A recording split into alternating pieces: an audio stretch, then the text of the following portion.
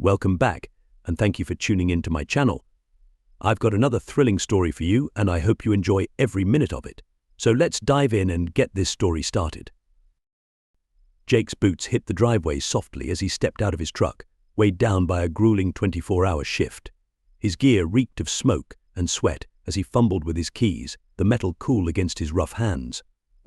The house was eerily quiet when he entered. No sound of the TV or the usual clatter from the kitchen, just silence. Jake's instincts, sharpened by years of handling dangerous situations, tingled with a sense of unease. He found Melissa lying on the couch, one hand resting on her swollen belly, the other loosely holding her phone. Her chest rose and fell rhythmically in sleep. Jake's gaze lingered on her face, the soft features he'd memorized over the years tugging at his heart. But exhaustion quickly replaced the tenderness as he turned to head upstairs. A faint buzzing caught his attention. Melissa's phone lit up with a new message. Jake hesitated, his strong ethics clashing with the growing unease he'd felt for weeks. The message preview was just visible. "Mom, I can't keep this up anymore. Jake's not the father. I never meant for it to go this far, but I couldn't lose him. What do I do now?" Jake's world shifted, his mind spinning as he gripped the couch to steady himself. He struggled to make sense of the words on the screen, each one cutting through the life he thought he knew. Melissa stirred, her eyes fluttering open, a slow smile spreading across her face until she registered Jake's expression. "Jake, what's wrong?" she asked, her voice thick with sleep. He held up the phone, his hand shaking slightly. Care to explain this? Melissa's eyes widened, darting between his face and the incriminating message. Her mouth opened and closed, but no words came out. "It's not what it looks like. I can explain," she finally managed, sitting up. Jake's voice was low but controlled. "Explain what? Bet you've been lying to me? That this baby isn't mine?" Melissa's face crumpled as tears welled up. "I'm so sorry, Jake. I never meant for this to happen. It was a horrible mistake." "Who?" Jake demanded, his composure slipping. Melissa looked away, her shoulders slumping. "Alex," she whispered. The name struck Jake like a blow. Alex, his childhood friend, the best man at their wedding, and the godfather to their adopted daughter. "How long?" Jake asked, barely audible. 6 months, Melissa confessed, her face streaked with tears. "It just happened. And then I found out I was pregnant, and I was terrified. I thought if I just pretended." Jake cut her off with a raised hand, unable to hear any more. His mind raced, trying to comprehend the depth of her betrayal. "Our marriage is over," he said firmly, his voice steady despite the storm inside. "I want you out by tomorrow." Melissa reached for him, her face desperate. "Please, Jake, we can work through this. I love you. I made a mistake, but we can fix it." Jake stepped back, out of her reach. "There's nothing to fix, Melissa. You've destroyed everything we had, everything we were supposed to have." His hand moved instinctively to his chest, where the weight of betrayal felt like a stone. As he turned to leave, Melissa's voice broke through. "What about the baby?" Jake paused at the door, his back to her. "That's not my problem anymore, is it?" Without another word, he walked out, leaving her sobbing on the couch.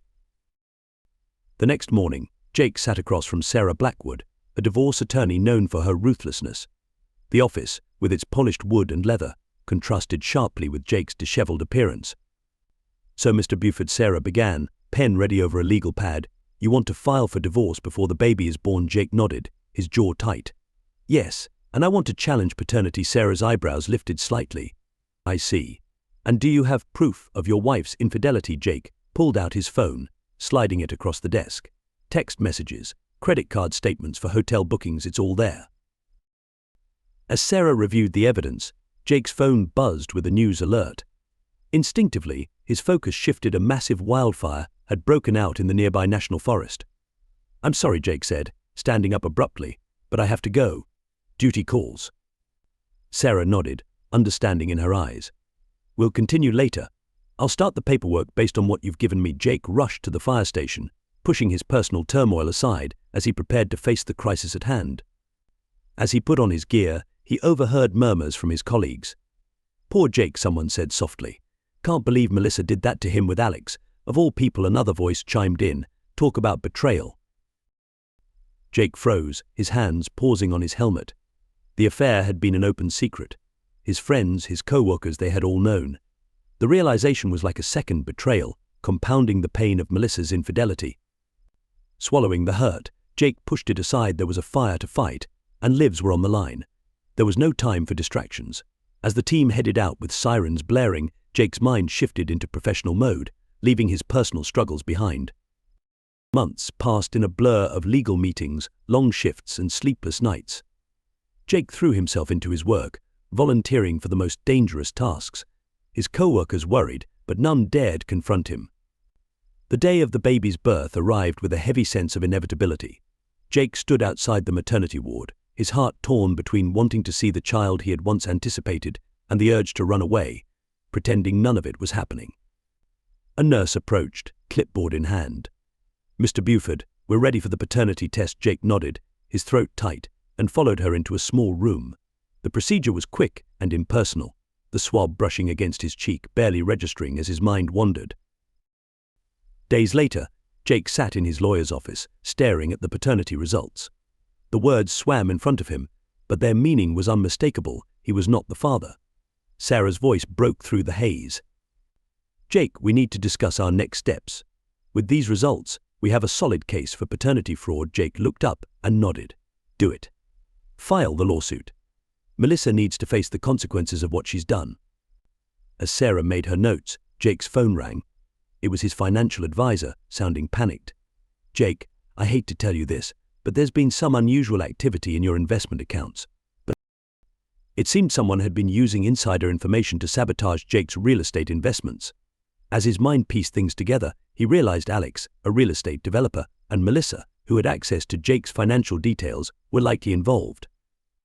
The betrayal ran even deeper than he had initially thought. "Thanks for letting me know," Jake said coldly before hanging up.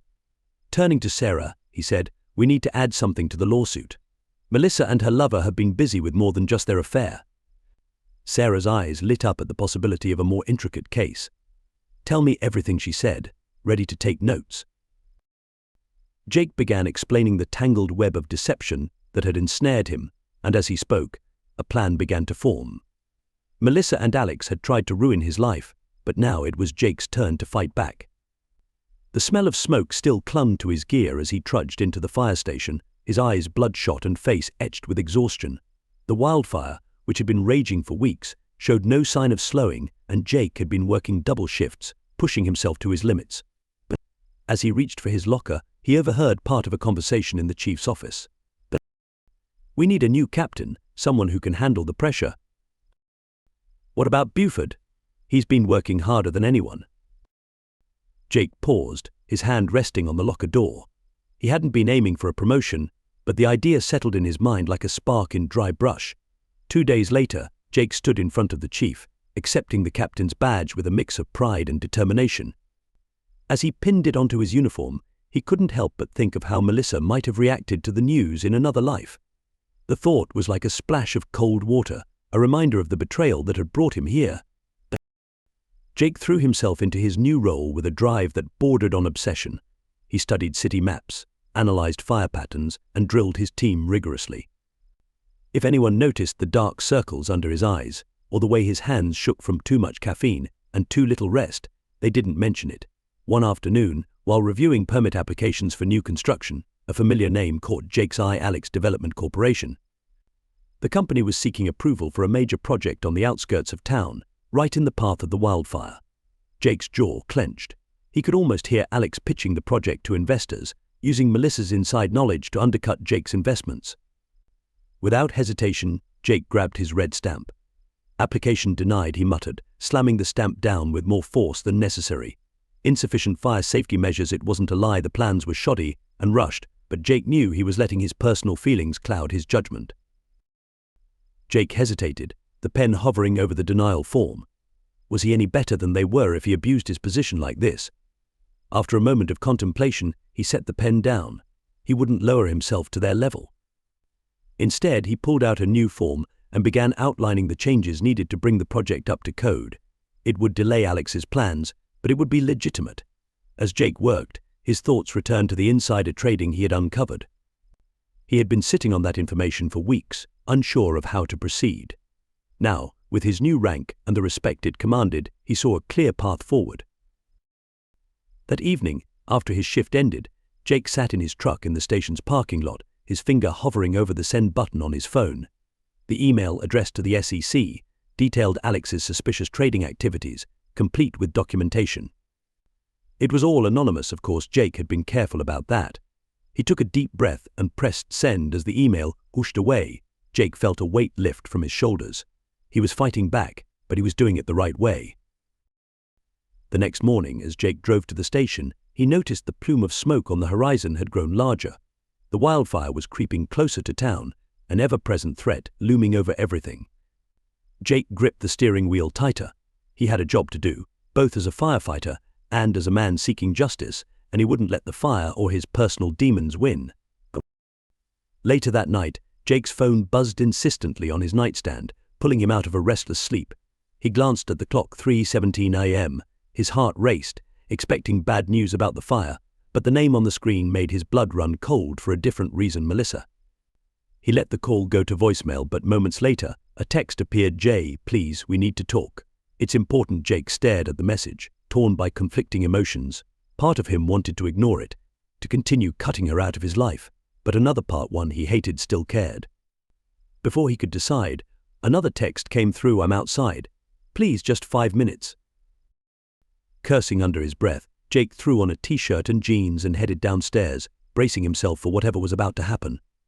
Melissa stood on his porch, looking small and vulnerable in the dim light, her eyes red and her hair disheveled. For a moment, Jake felt a pang of concern, quickly followed by a wave of anger at himself for feeling it. "What do you want, Melissa?" he asked, his voice gruff, still heavy with sleep. She flinched at his tone but pressed on. "Jake, I know I've hurt you more than I can ever make right, but please, I'm begging you, can we talk? I've ended things with Alex for good this time." Jake let out a harsh, humorless laugh. "And that's supposed to fix everything? You lied to me, Melissa. You tried to pass off another man's child as mine. You destroyed everything we built together." Tears welled up in Melissa's eyes. I know, and I'm sorry. I was scared and stupid and selfish. But Jake, we have a history, we have Emma. Can't we try to work this out for her if nothing else?" At the mention of their adopted daughter, Jake's resolve hardened. "Don't you dare use Emma as a bargaining chip. You lost that right when you decided to cheat." "That's not what I meant," Melissa protested, reaching out as if to touch his arm. Jake stepped back, out of reach. "I could never trust you again, Melissa. Don't you get that?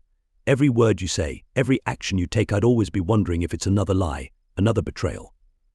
Melissa's face crumpled as fresh tears fell. "What can I do? Tell me what I can do to make this right." Jake shook his head. "There's nothing you can do. It's over, Melissa. I've been documenting everything, your affair, your erratic behavior. I'm going for full custody of Emma." The color drained from Melissa's face. "You can't do that. She's my daughter too." "I can and I will," Jake replied, his voice low but firm. "Emma needs stability, not a mother who lies and cheats without remorse." Melissa's expression shifted suddenly, her pleading demeanor turning into anger and desperation. "If you do this, I'll destroy you. I'll tell everyone what a cold, unfeeling jerk you are, how your long hours and emotional distance pushed me into Alex's arms." A chill ran down Jake's spine at the venom in her voice. This was a side of Melissa he had never seen before, and it only strengthened his resolve. "Go ahead," he said, keeping his voice steady.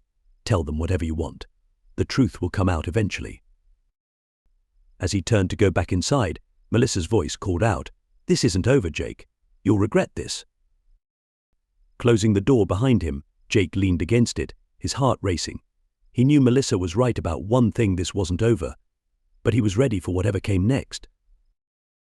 The courthouse loomed in front of Jake, its towering facade reminder of the battle ahead. Today was the custody hearing for Emma, and Jake felt its weight pressing down on him like a physical burden. Climbing the courthouse steps, he spotted a familiar figure near the entrance. Sarah Blackwood, his attorney, stood tall in her tailored suit, her expression serious as Jake approached. "We've got a problem," she said without preamble. "Melissa's team is throwing everything at us.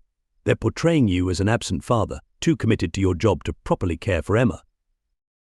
Jake's jaw tightened. That's ironic, coming from a woman who cheated on her husband and tried to pass off another man's child as his. Sarah held up a hand. "I know, and will counter it, but there's more. We've uncovered something about Melissa's finances. Jake raised his eyebrows. What kind of information? Sarah glanced around before lowering her voice. It seems Melissa has been embezzling money from the charities she works for. It's a substantial amount over the last year. Jake felt a mix of shock and satisfaction. Can we use this? We can, Sarah replied, but we have to be cautious.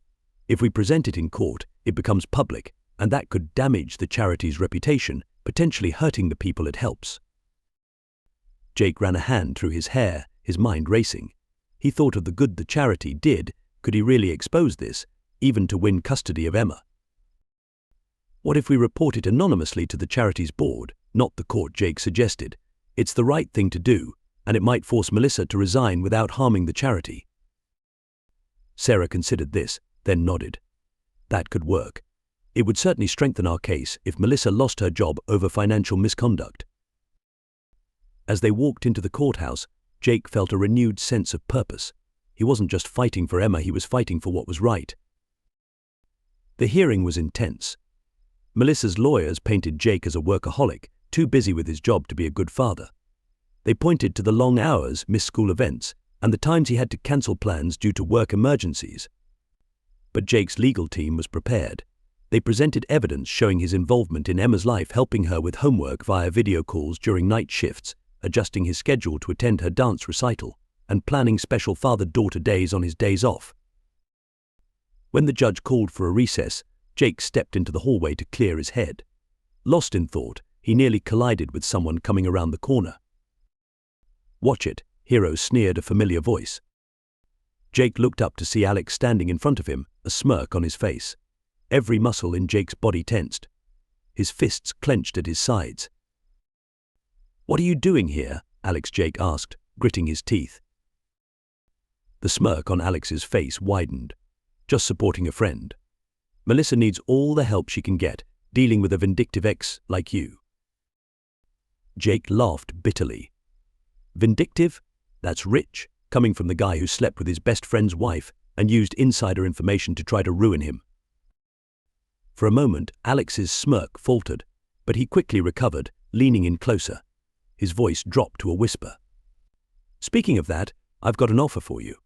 Drop this custody battle, forget about the insider trading, and maybe there'll be something in it for you, a generous investment in your name." Jake could hardly believe what he was hearing. Was Alex seriously trying to bribe him in the courthouse? "You're unbelievable," Jake said, shaking his head. "Do you honestly think you can buy your way out of this?" Alex shrugged, his confidence unwavering. "Everyone has a price, Jake, even Boy Scouts like you. Think about it, this could all disappear. No more court, no more sleepless nights. You could get your life back, and then some, just by walking away." For a brief moment, Jake was tempted not by the money, but by the thought of all of this being over. No more court battles, no more sleepless nights worrying about Emma's future. But then he thought of Melissa's betrayal, Alex's smug face, and the life they had both torn apart. "Not everyone has a price," Jake said, his voice firm. "Some of us still believe in doing what's right." As Alex started to respond, Jake raised a hand to stop him. "This conversation is over. And for the record, I've recorded every word. Add attempted bribery to the list of charges you'll be facing." The color drained from Alex's face as Jake walked away, his phone clutched tightly in his hand. He hadn't actually been recording, but Alex didn't need to know that. Outside the courtroom, Jake rejoined Sarah, feeling more determined than ever. He wasn't just fighting for himself or Emma, he was standing up for everyone who had ever been betrayed by someone they trusted. The smell of smoke hung heavy in the air as Jake stood at the edge of town, his eyes fixed on the wall of flames approaching. The wildfire, which had been burning for weeks, had finally reached the town's edge, its fiery tendrils licking at the outskirts of the community he had sworn to protect. Jake's radio crackled to life. "Captain, we've got civilians trapped in the old mill on Maple Street. The fire's cutting off their escape." Jake's jaw tightened. The old mill was a death trap, a relic from another era that should have been torn down long ago. But there was no time for regrets. "Copy that," Jake responded, his voice steady, despite the adrenaline surging through him. "Tell Johnson to bring the ladder truck around the back. We're going in through the roof." As Jake raced toward the mill, his thoughts drifted to Emma. She was safe, evacuated with the rest of the town's children, but thinking of her kept him grounded. He had to make it back to her. The mill loomed before him, smoke billowing from its windows. Jake could hear the screams of the trapped civilians, even over the roar of the flames. Without a second thought, he strapped on his breathing apparatus and started to climb. The heat was searing, the smoke choking, but Jake moved swiftly, years of training guiding him as he navigated the burning building. He found the first group of civilians huddled in a corner, frightened but unharmed. "Follow me," Jake called, his voice muffled by his mask. "Stay low and move fast one by one." He led them to safety, passing them off to his crew, who were waiting on the ladder truck. As he turned to make one final sweep, a faint cry echoed from deeper within the building. Jake knew he should wait for backup, knew every second in the burning mill increased the risk, but that cry spurred him into action. He charged back into the flames. He found her in what must have been an old office, a young woman, no older than 20, her leg trapped under a fallen beam. The fire was closing in fast. "Hold on," Jake instructed, positioning himself next to the beam. "This is going to hurt, but I need you to pull yourself free when I lift." "Okay," the woman nodded, tears streaming down her soot-covered face. Jake gritted his teeth and strained to lift the beam, muscles burning from the effort. For a moment, it seemed impossible they might both die in this fiery inferno, but then the beam shifted, and the woman scrambled free. Jake scooped her up and sprinted toward the exit, the building groaning and collapsing behind them. They made it onto the roof just as the floor gave way beneath them, flames nipping at their heels. As they were lowered to safety, cheers erupted from the gathered crowd, but Jake barely noticed. His focus was on getting the woman to the waiting ambulance. It wasn't until he felt a hand on his shoulder that he looked up. The fire chief stood there, pride etched on his weathered face. "Damn fine work, Captain," he said. "You saved a lot of lives today." Jake nodded, suddenly aware of how exhausted he was, but as he looked around at the grateful faces of those he had rescued, at his team who had followed him into danger without hesitation, he felt something he hadn't experienced in a long time. The local news crews swarmed him, microphones thrust in his face, peppering him with questions. Jake answered as best he could, deflecting the praise to his team and emphasizing the importance of fire safety. As the adrenaline wore off, Jake's thoughts drifted to Melissa and Alex. Were they watching? Did they see the man they had tried to destroy standing tall, a hero in the very community they had wanted to turn against him?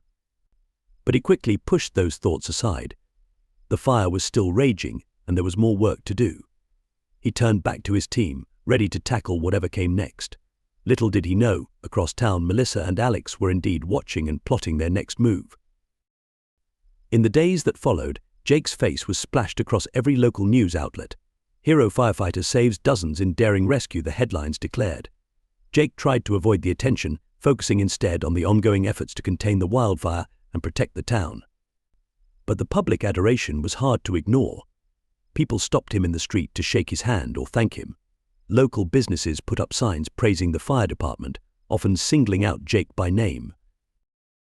During one of these encounters, as Jake was picking up coffee for his crew, he overheard a conversation that made his blood run cold.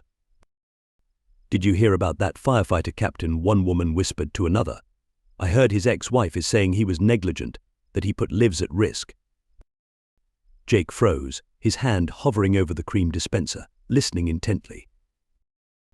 "No way," the other woman gasped. "But he's a hero. He saved all those people." The first woman shrugged.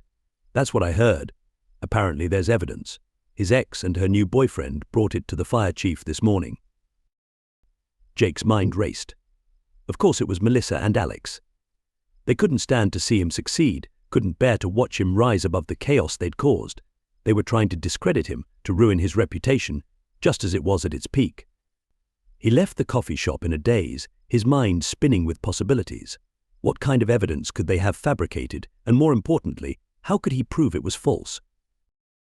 When he arrived at the fire station, he saw a group of his colleagues gathered outside, speaking in hushed tones. They fell silent as Jake approached, exchanging uneasy glances. "What's going on?" Jake asked, though a sinking feeling told him he already knew. One of the younger firefighters, Tommy, stepped forward. "Cap, there are some people here from the department. They're asking questions about the mill fire ... about you. Jake nodded, his jaw tight. Thanks, Tommy. I'll take it from here. As he walked into the station, Jake braced himself for what was to come. He had faced down raging fires and stared death in the eye more times than he could count. He could handle whatever Melissa and Alex had thrown at him. Inside, he found the fire chief speaking with two stern men in suits. The chief's face was lined with concern and disappointment. Jake, he said, his voice heavy, these gentlemen are from Internal Affairs. They have some questions about your conduct during the mill fire. Jake stood tall, meeting their gazes directly. Of course, he said. I'm happy to answer any questions. For the next 2 hours, Jake responded to a barrage of questions. They grilled him about his decision-making, the risks he took, and every tiny detail of the rescue operation. Through it all, Jake remained calm, his answers clear and honest. Toward the end of the questioning, one of the Iowa men pulled out a folder. We have some documentation here, he said, his voice even. Maintenance reports showing faulty equipment, records of understaffing, and even a claim that you were intoxicated while on duty. Jake's eyes widened. The accusations were so absurd, so far from the truth, that for a moment he was speechless. Then, as he looked closer at the documents, a detail caught his eye, a signature, hastily scribbled at the bottom of one of the forms. He recognized that handwriting anywhere. May I, he asked, reaching for the folder. The Iowa agent hesitated, then handed it over. Jake flipped through the papers, his firefighter's attention to detail picking up on the inconsistencies and errors, mistakes only someone unfamiliar with the department's procedures would make. And there, on nearly every page, were clues: Melissa's distinct writing style, Alex's habit of dotting his I's with a dash instead of a dot. Jake looked up, a smile tugging at his lips. Gentlemen, he said, I think you've been duped. These documents are forgeries, and I can prove it. For the next hour, Jake meticulously pointed out the flaws in the documents, showing how they couldn't possibly be legitimate. He called in members of his team, who backed up his version of events and vouched for his character and professionalism. By the time he was finished, even the Iowa investigators looked convinced. The fire chief's expression had shifted from disappointment to anger. The fire chief's anger wasn't directed at Jake but at those who had attempted to tarnish the reputation of one of his finest men. I want a full investigation into the origins of these documents, the chief growled. He then turned to Jake, his expression softening. Jake, I owe you an apology. We should have had more faith in you. Jake nodded, graciously accepting the apology, but inside a different fire was burning. Melissa and Alex had gone too far this time. Their actions weren't just personal, they had put his entire team, the whole department, under a cloud of suspicion, endangering the trust the community placed in its firefighters. As Jake watched the Internal Affairs men leave, tails between their legs, he made a decision: it was time to end this once and for all. He had been on the defensive long enough now, it was time to strike back. The courthouse towered over Jake as he stood before it, its stone facade cold and imposing, a silent witness to countless human struggles. Today, it would witness the end of Jake's battle against betrayal and deceit. Adjusting his tie more out of nerves than vanity, he looked over at his attorney, Sarah Blackwood, who gave him a confident nod. We've got this, Jake, she reassured him, her voice calm yet resolute. The evidence is solid. Jake nodded but remained silent, his mind spinning with the fear that Melissa and Alex had one final trick up their sleeves. They had proven time and again that they would stop at nothing to tear him down. As they entered the courtroom, Jake immediately spotted Melissa and Alex seated on the other side. Melissa wore a mask of feigned innocence, while Alex sat with an arrogant smirk. A wave of anger surged through Jake, but he quickly pushed it aside. He couldn't afford to let his emotions cloud his judgment now. The judge entered, and the proceedings began. Sarah methodically laid out their case: evidence of Melissa's infidelity, paternity fraud, Alex's insider trading, and their recent attempt to destroy Jake's career with forged documents. Jake watched as Melissa's calm exterior began to crack, her eyes darting nervously around the room as her lies unraveled. Alex maintained his smug demeanor, but Jake noticed beads of sweat starting to form on his brow. When it was Jake's turn to testify, he spoke with calm clarity, recounting the betrayals he had endured and the difficult path he had taken to rebuild his life and protect his daughter. As he spoke about Emma, he caught a fleeting glimpse of something in Melissa's expression: regret, maybe even shame. The defense's arguments were weak, full of flimsy excuses and desperate attempts to shift the blame. It was clear from the judge's increasingly skeptical expression that Melissa and Alex's lawyer was fighting a losing battle. Finally, after what seemed like an eternity, the judge cleared his throat. "Having reviewed all the evidence and testimony, I am ready to render my decision," he began, his voice steady. Jake held his breath, his heart pounding. "In the matter of custody of the minor child, Emma Buford, I hereby grant full custody to the plaintiff, Jake Buford."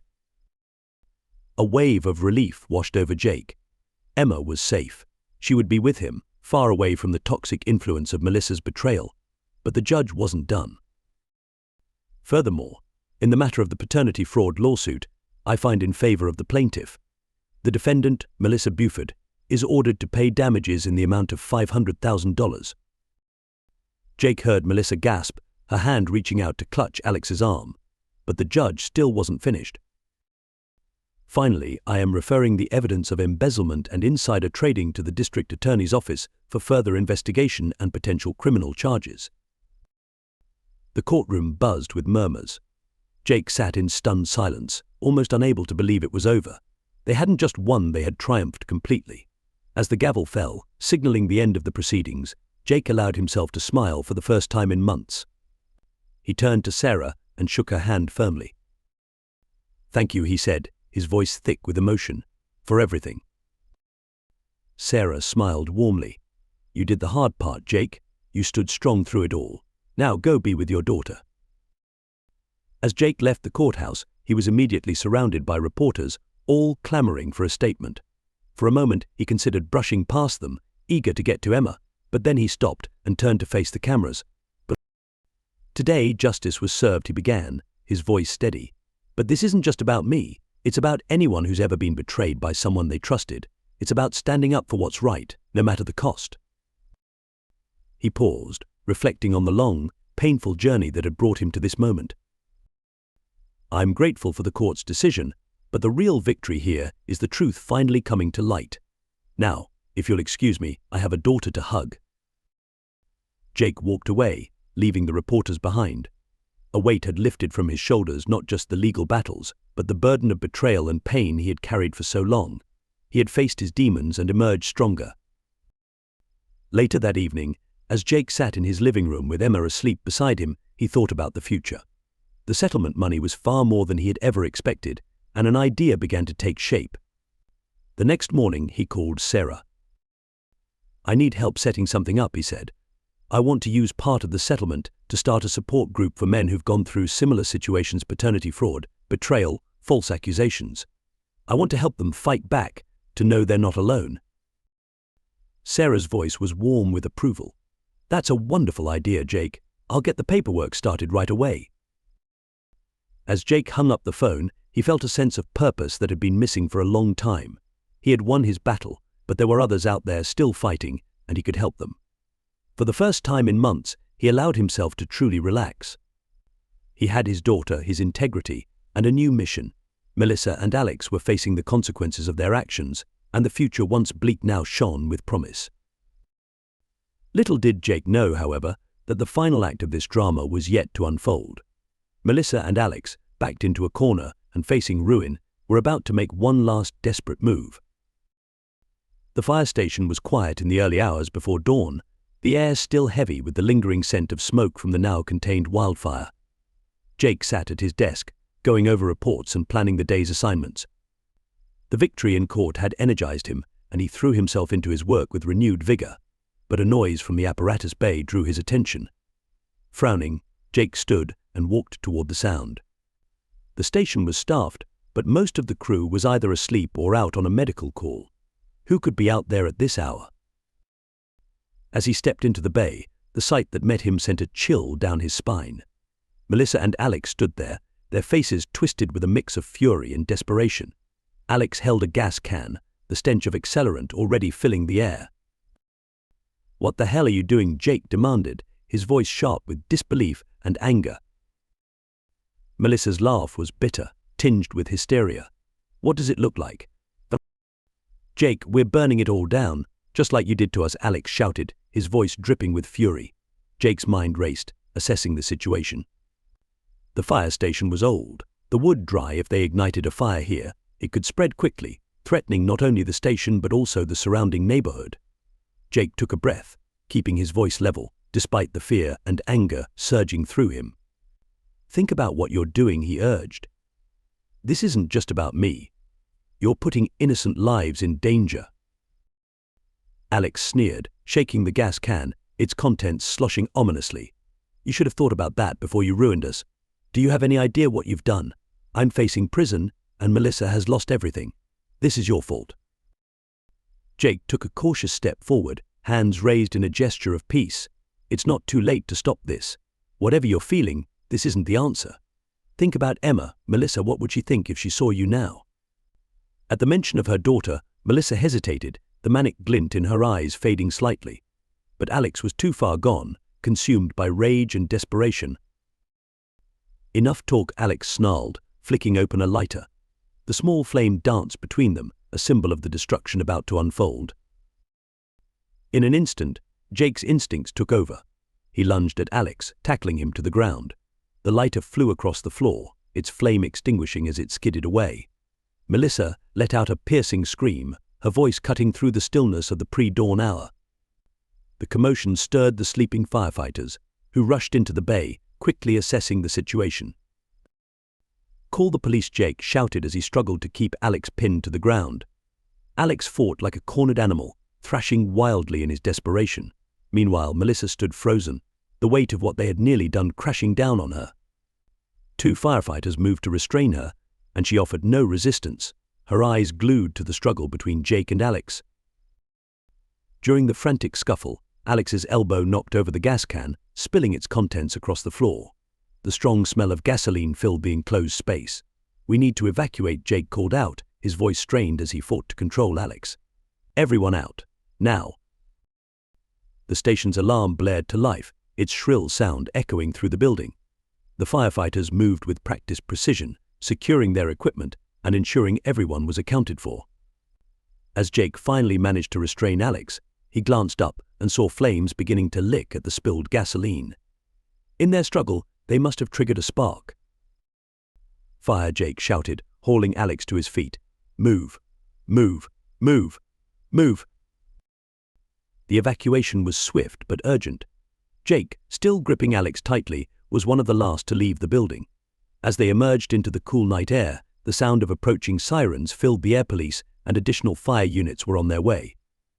Jake looked back in dismay as flames began to consume the station, the place that had been his second home for so many years.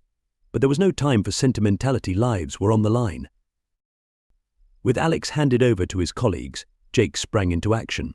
He barked orders, organizing his team to contain the fire before it could spread to nearby buildings.